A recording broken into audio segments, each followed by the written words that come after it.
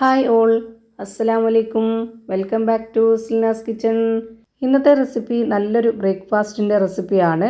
ഏത് കറികളുടെ കൂടെ വേണമെങ്കിലും കഴിക്കാൻ പറ്റുന്ന, അതുപോലെ തന്നെ കറികളില്ലാതെയും കഴിക്കാൻ പറ്റുന്ന നല്ലൊരു ടേസ്റ്റി ആയിട്ടുള്ള വെറൈറ്റി ആയിട്ടുള്ള ഒരു അടിപൊളി ബ്രേക്ക്ഫാസ്റ്റിൻ്റെ റെസിപ്പിയാണ്. അപ്പോൾ ഇതെങ്ങനെയാണ് തയ്യാറാക്കുന്നതെന്ന് അറിയാനായിട്ട് വീഡിയോ സ്കിപ്പ് ചെയ്യാതെ മുഴുവനായിട്ടൊന്ന് കണ്ടു നോക്കണേ.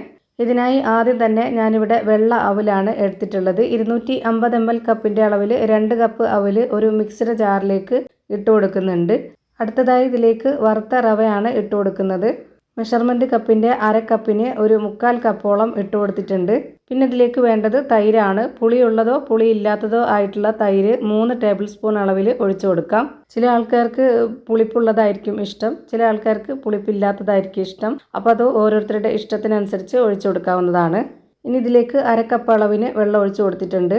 ഇത് അരച്ചെടുക്കാൻ ഈ ഒരു വെള്ളം പോരാതെ വരും. നമ്മളിപ്പോൾ ആദ്യം അര കപ്പ് ഒഴിച്ചു കൊടുത്തു. ഇനി അവിലൊന്ന് കുതിർന്ന് വരും, അപ്പോൾ ഒന്നുകൂടി വെള്ളം ഒഴിച്ചു കൊടുക്കണം. ഞാനിപ്പോൾ ഇതിലേക്ക് 1 സ്പൂൺ അളവിൽ പഞ്ചസാരയും ആവശ്യത്തിനുള്ള ഉപ്പും 2 ടേബിൾ സ്പൂൺ അളവിൽ ഓയിലും ഒഴിച്ചു കൊടുത്തിട്ടുണ്ട്. പിന്നെ ഇതിലേക്ക് നമ്മുടെ പലഹാരം നല്ലൊരു സോഫ്റ്റായിട്ട് കിട്ടാനായിട്ട് ഒരു നുള്ളു സോഡാപ്പൊടിയും ഇട്ട് കൊടുത്തിട്ട് വീണ്ടും ഒരു അര കപ്പിന് വെള്ളം ഒഴിച്ചു കൊടുക്കാം.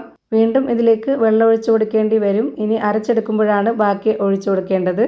അങ്ങനെ വീണ്ടും ഒരു 1.5 കപ്പ് വെള്ളം ഒഴിച്ചു കൊടുത്തിട്ടുണ്ട്, ഈ ഒരു അര കപ്പിന് തന്നെ. ഇനി ഇതൊന്ന് അരച്ചെടുക്കുന്നുണ്ട്. അപ്പോൾ ഞാനിവിടെ അരച്ചെടുത്ത മിക്സ് ഒരു ബൗളിലേക്ക് മാറ്റുന്നുണ്ട്. അര കപ്പിന് 3.5 കപ്പ് വെള്ളമാണ് ഇതുവരെ ഒഴിച്ചു കൊടുത്തിട്ടുള്ളത്. ആ ഒരു പരുവാണ് ഇപ്പോൾ ഇത്. ഇപ്പോൾ ഞാനിവിടെ മിക്സിയുടെ ജാറിൽ പറ്റിപ്പിടിച്ചിരിക്കുന്നത് കൈകൊണ്ട് ഇതുപോലെ തുടച്ച് ഒഴിച്ചു കൊടുക്കുന്നുണ്ട്. ഇനി നമുക്കിതിലേക്ക് ബാക്കി വന്ന ദോശമാവ് ഒഴിച്ചു കൊടുക്കാം. ഞാനിവിടെ 250 ml കപ്പിൻ്റെ അളവിൽ 1 കപ്പ് മാവ് ഒഴിച്ചു കൊടുക്കുന്നുണ്ട്. അപ്പത്തിൻ്റെ മാവോ ദോശമാവോ ഇഡ്ഡലി മാവോ ഏതായിരുന്നാലും കുഴപ്പമൊന്നുമില്ല. ഇനി ഇതൊന്ന് നന്നായി ഇളക്കി കൊടുത്തതിന് ശേഷം ഇതൊന്ന് റെസ്റ്റ് ചെയ്യാനായിട്ട് വെയിറ്റ് ചെയ്യാം. ഇതൊന്നുകൂടി നന്നായിട്ട് കുതിർന്ന് വരാനുണ്ട്. ഈ ഒരു അവലും മാവൊക്കെ ഒന്ന് സെറ്റ് ആവണം. ഈ വീഡിയോസ് കണ്ടുകൊണ്ടിരിക്കുമ്പോൾ തന്നെ സിൽനാസ് കിച്ചൺ ചാനൽ ആദ്യമായിട്ട് കാണുന്നവരാണെങ്കിൽ പ്ലീസ് ഒന്ന് സബ്സ്ക്രൈബ് ചെയ്തേക്കണേ. ഒപ്പം തന്നെ ഈ വീഡിയോസ് നിങ്ങൾക്ക് ഇഷ്ടപ്പെടുകയാണെങ്കിൽ ഒരു ലൈക്ക് ചെയ്ത് ഷെയർ ചെയ്ത് സപ്പോർട്ട് ചെയ്യാനും മറക്കരുത്. ഇപ്പോൾ ഇത് 40-45 മിനിറ്റോളം ഞാനിതൊന്ന് കുതിർന്ന് വരാനായിട്ട് വെയിറ്റ് ചെയ്തിട്ടുണ്ട്. ഇപ്പോൾ ഇതാ നന്നായിട്ട് കുതിർന്ന് വന്നു. അതുപോലെ തന്നെ മാവിന് കുറച്ചുകൂടി ഒരു പൊലിപ്പവും വന്നിട്ടുണ്ട്. ഇനി നമുക്കിതിലേക്ക് കുറച്ചുകൂടി വെള്ളം ഒഴിച്ചു കൊടുക്കണം. ഇപ്പോൾ ഇത് ഭയങ്കര ടൈറ്റ് ആയിട്ടാണ് ഇരിക്കുന്നത്. അപ്പോൾ ഞാനിതിലേക്ക് 250 ml കപ്പിൻ്റെ അളവിൽ 1 കപ്പ് വെള്ളം ഒഴിച്ചു കൊടുത്തിട്ട് ഈ ഒരു പരുവത്തിലാക്കി എടുത്തിട്ടുണ്ട്. നമ്മൾ സാധാരണ ദോശയൊക്കെ ചുടാനായിട്ട് എടുക്കുന്ന ആ ഒരു പരുവത്തിലാണ് ഇപ്പോൾ ഈ മാവ് തയ്യാറാക്കി എടുത്തിട്ടുള്ളത്. അപ്പോൾ ഞാനിത് ഇളക്കി കൊടുക്കുമ്പോൾ കാണുമ്പോൾ തന്നെ നിങ്ങൾക്ക് മനസ്സിലായിട്ടുണ്ടാവും കറക്റ്റ് ഒരു പരുവം. ഇനി ഇതിലേക്ക് ചെറിയൊരു കഷ്ണം സബോള കട്ട് ചെയ്തതോ ചോപ്പ് ചെയ്തതോ ആയിട്ടുള്ളത് ഇട്ട് കൊടുക്കാം. ഞാനിവിടെ ചോപ്പ് ചെയ്താണ് എടുത്തിട്ടുള്ളത് എല്ലാം. ഇനി ഇതിലേക്ക് ഇട്ട് കൊടുക്കുന്നത് ക്യാരറ്റും ക്യാപ്സിക്കും ആണ്. കറിവേപ്പില മല്ലിയിലൊക്കെ ഇട്ട് കൊടുക്കണമെന്നുണ്ടെങ്കിൽ അതൊക്കെ ഇട്ട് കൊടുക്കാം. ഈ മാവ് അരച്ചെടുക്കുമ്പോൾ തന്നെ ആവശ്യത്തിനുള്ള ഉപ്പിട്ട് കൊടുത്തതുകൊണ്ട് ഇനി ഇതിലേക്ക് ഉപ്പിൻ്റെ ആവശ്യമൊന്നുമില്ല, കറക്റ്റാണ്. ഇപ്പോൾ ഇത് നന്നായിട്ട് ഇളക്കി യോജിപ്പിച്ചെടുത്തിട്ടുണ്ട്.